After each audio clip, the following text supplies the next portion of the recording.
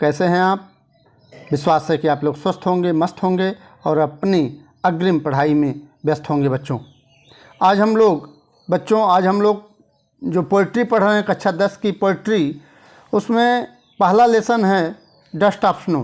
Poetry में पहला lesson dust of snow का सेंट्रल आइडिया लेकर के आपके सामने मैं मनोज पांडे आपके सामने उपस्थित हुआ। बच्चों, आपका अपने इस मंगलम मंत्रा चैनल पर हार्दिक स्वागत करता हूं। आइए सेंट्रल आइडिया देखते हैं बच्चों, डस्ट ऑफ स्नो का सेंट्रल आइडिया। जैसा कि आप जानते हैं कि पोइट्री, कक्षा 10 की पोइट्री का ये पहला लेसन है डस्ट ऑफ स्नो। ठीक है बच्चों, उसी का आज हम लोग सेंट्रल आइडिया देखेंगे बच्चों। इसके पहले आज आप लोग अगर डस्ट ऑफ स्नो का जो पैसेज बेस्ड क्वेश्चन आंसर है उसको नहीं देखे हैं तो हमारी इस मंगलम मंत्रा चैनल पर मैं अच्छी तरह से पढ़ा करके समझा करके इस मंगलम मंत्रा पर अपलोड कर दिया हूँ। वहाँ जा कर के आप इसको देख सकते हैं, इसके वर्ड मीनिंग को भी देख सकते हैं और उससे बनने वाले जितने भी क्वेश्चन हैं पैसेज स्टैंजा बेस्ड क्वेश्चन, सबको मैं बहुत अच्छी तरह से समझा करके एक्सप्लेन करते हुए इसको अपलोड कर दिया हूँ बच्चों। ठीक है, तो आप जाइए। इसके पहले अगर प्रोज का lesson a letter to God, पहला लेसन जो है ना प्रोज का ए लेटर टू गॉड, उसको नहीं देखे हैं तो उसका मैंने पूरी तरह से कंप्लीट कर दिया है। प्रोज का पहला lesson a letter to God का हिंदी एक्सप्लेनेशन भी पढ़ा दिया है, अच्छी तरह से पढ़ा करके अपलोड कर दिया है। उसके चाहे वो शॉर्ट आंसर टाइप क्वेश्चन हो या लॉन्ग आंसर टाइप क्वेश्चन हो, उसको भी मैंने वहाँ करा दिया है और करा करके अपलोड कर दिया है। और उसके वर्ड मीनिंग को भी मैंने अच्छी तरह से कंप्लीट बहुत बारीकी से, बहुत अच्छी तरह से स्पष्ट शब्दों में समझा करके पढ़ा करके अपलोड कर दिया है। और MCQs जितने भी मल्टीपल चॉइस क्वेश्चन है बच्चों, उसको भी मैं करा दिया हूँ अच्छी तरह से। वहाँ जा करके इस चैनल पर जा करके, मंगलम मंत्रा चैनल पर जा करके आप वहाँ देख सकते हैं बच्चों। ठीक है, तो आइए dust of snow central idea देखते हैं। इसके पहले आपको बता देना चाहते हैं बच्चों कि 2022 में जो परीक्षा हुई, 23 में 2022-23 वाली जो परीक्षा थी, जो बच्चे इसके पहले परीक्षा दिए हैं उसमें अलग से आ ही गया था कि सेंट्रल आइडिया आपको लिखना ही लिखना है। ये नहीं था कि आपको चाहे 4 लाइन की पोएम लिखिए चाहे सेंट्रल आइडिया लिखिए, ऐसा नहीं था। 2022 का पेपर देखेंगे 22-23 का, तो उसमें स्पष्ट है कि 4 लाइन का कविता तो अलग लिखनी है। 3 नंबर का ये अलग क्वेश्चन आया है बच्चों कि ऐसे आया है कि right the central idea of the any one of the following poem. ठीक है, निम्नलिखित सेंट्रल आइडिया में एक का सेंट्रल आइडिया आप लिखिए।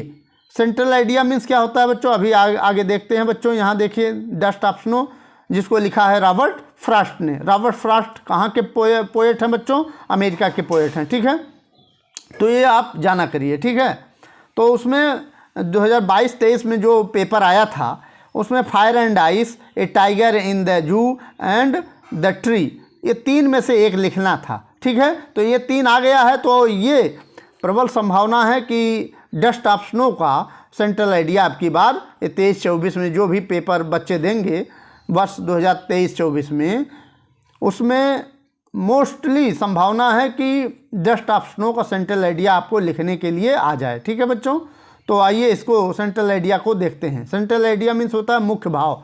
ठीक है, या मुख्य विचार या मुख्य भाव। ठीक है बच्चों, कक्षा 10 का जो पोइट्री, हम लोग पोइट्री पढ़ रहे हैं, पोइट्री में डस्ट ऑफ स्नो पहला लेसन है जो, उसको हम लोग आज देखते हैं। इसके सेंट्रल आइडिया के मुख्य भाव को देखते हैं बच्चों। मैं हूं मनोज पांडे, आपका इस मंगलम मंत्रा चैनल पर अपने स्वागत करता हूं बच्चों। ठीक है, आइए यहाँ से सेंट्रल आइडिया आपका स्टार्ट है बच्चों। ठीक है, डस्ट ऑफ स्नो का सेंट्रल आइडिया बहुत अच्छी तरह से, बहुत कम वर्ड में मैंने बना दिया है इसको। ठीक है, कम वर्ड में बना दिया है जिससे आपको लिखने में बहुत आसानी हो। ठीक है, आगे देखते हैं। इसको कह रहा है द पोएम, यह कविता डस्ट ऑफ स्नो नामक कविता has been composed by Robert Frost.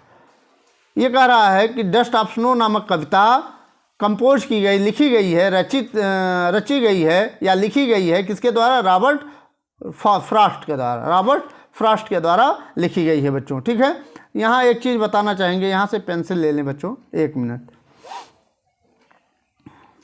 यहाँ बताना चाहेंगे, यहाँ देखिए हैज़, 1 मिनट बच्चों, यहाँ हैज़ बीन, तो हैज़ बीन बताइए किसका हेल्पिंग वर्ब है बच्चों?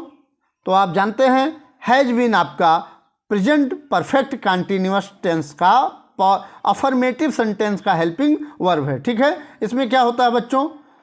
प्रेजेंट परफेक्ट कंटिन्यूअस टेंस किसे कहते हैं? तो आप जानते हैं प्रेजेंट परफेक्ट कंटिन्यूअस में इन वाक्यों में काम भूतकाल में प्रारंभ होता है और वर्तमान काल में जारी रहता है और काम के जारी रहने का समय दिया होता है। इन वाक्यों के अंत में रहा है, रही है, रहे हैं आदि शब्द आते हैं। ठीक है बच्चों, तो हैज बीन जो है प्रेजेंट परफेक्ट कंटिन्यूअस टेंस का हेल्पिंग वर्ब है। ठीक है बच्चों, आइए देखते हैं फिर से।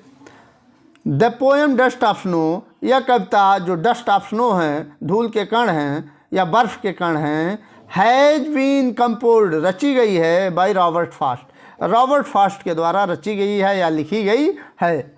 ठीक, ऐसे आप अच्छी तरह से लिख सकते हैं। ठीक, द पोएम एक्सप्रेसेस, एक्सप्रेसेस में व्यक्त करना, एक्सप्रेसेस मतलब व्यक्त करना। यह पोएम अर्थात यह कविता व्यक्त करती है the importance of small things, importance of small things, small thing में छोटी छोटी वस्तुओं को, छोटी छोटी चीज़ों को क्या करती है? व्यक्त करती है। छोटी छोटी चीज़ों के महत्व को व्यक्त करती है। इम्पोर्टेंस में महत्व, इम्पोर्टेंस में मतलब महत्व। ठीक है, फिर से देखते हैं बच्चों। द पोएम, यह कविता एक्सप्रेशन में व्यक्त करती है the importance of small things, छोटी छोटी चीज़ों के महत्व को व्यक्त करती है। ठीक है, कौन सी कविता? Dust of snow, dust of snow. It can change, it means यह कैन मिल सकती है, चेंज में बदल, यह बदल सकती है वंस एटीट्यूड, एटीट्यूड में जो व्यवहार होता है, एटीट्यूड मतलब व्यवहार। ठीक है, या दृष्टिकोण। ठीक है, व्यवहार या दृष्टिकोण। यह वंश किसी का भी दृष्टिकोण बदल सकती है, रवैया बदल सकती है। ठीक है, आइए आगे देखते हैं बच्चों। यहाँ देखिए फिर आगे कहता है द पोएट एडमायर, एडमायर से मतलब प्रशंसा करता है।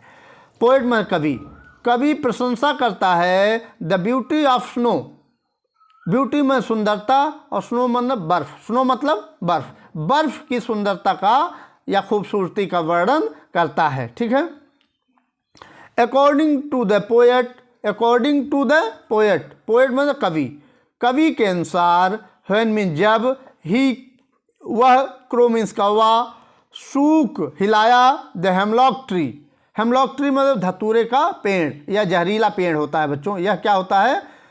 जो धतूरे का पेड़ होता है बच्चों, यह बहुत जहरीला पेड़ होता है। ठीक है, पॉइजन ट्री होता है।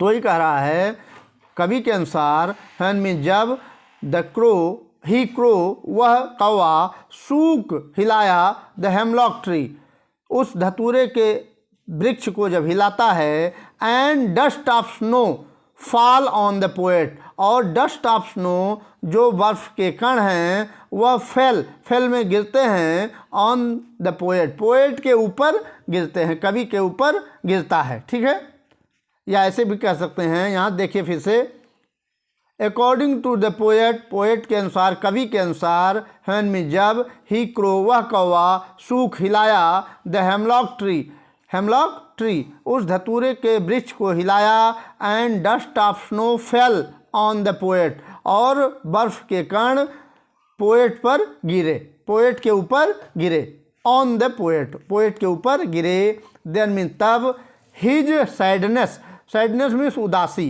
तो उसकी उदासी, देन मीन्स तब, हिज मीन्स उसकी, सैडनेस मीन्स उदासी, उदास जो सैडनेस में उदास, मूड मीन्स स्वभाव, मूड मतलब स्वभाव या मनोदशा, जो उसकी मनोदशा थी, सैडनेस में उदासी की जो मनोदशा थी, चेंज इनटू हैप्पीनेस, वह खुशियों में बदल गई, वह खुशियों में बदल गई बच्चों। ठीक है, तो ये रहा आपका सेंट्रल आइडिया।